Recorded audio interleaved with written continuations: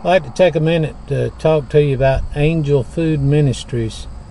This is the condition, the building that they had their ministry working out of has been left in. They had church up here in front, had a big church front, and then all of the bay doors up and down each side of the building here where the trucks came in to deliver all of the goods and groceries that would be distributed by Angel Food Ministries. Quite a complex here.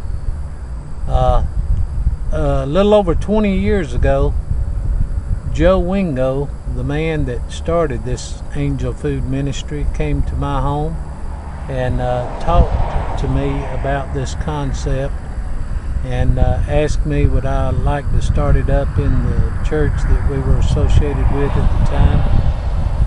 And so we started it up. It was a pretty neat idea to sell boxes of groceries at a real economical price. I think at the beginning it was something like $16 for a box. You got a meat and some staples to go with that, about 2 or 3 nights of food, and it was really helpful to people that lived on a budget or didn't have much money to go towards food to eat.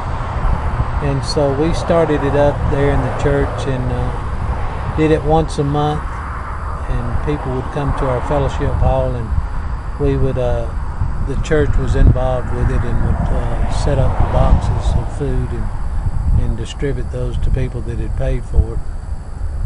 And it grew from there. Like I said, that's been over 20 years ago, and it really took off. I know it was all over the United States. It may have even been global, but it was quite an undertaking. And on the other side of town here, this facility is in Monroe, Georgia. On the other side of town, they had their administrative building where people worked, and a lot of Joe's family and so forth. A few years ago when I sold radio time, I tried to get them to advertise on the radio their ministry, and I would go over there and I couldn't even talk to Joe. Joe wouldn't even allow me back there in the back. It was an entirely different environment then after he had made it big as he had. It wasn't like it when I originally met him, when he came and sat in our house and spoke with me about it. I don't even think I ever got to see his son about advertising on the radio. But this is what is left of the ministry here because of misdealings in the company, in the ministry.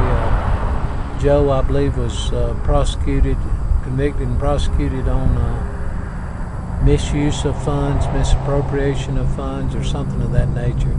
As far as I know, he's still in prison.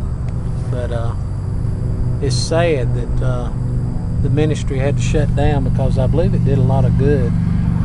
But like I said, this is the church here, church front, and you can see on the gates, Angel Food Ministries, A Servant's Heart. But just wanted to kind of show you what's become of it, and what takes place when you have something bad, bad dealings in a ministry. A lot of people had to suffer because of it, especially all of those that benefited because of the groceries they were able to get at a good price. This is a drive-by along the front of the building. Angel Food Ministries occupied.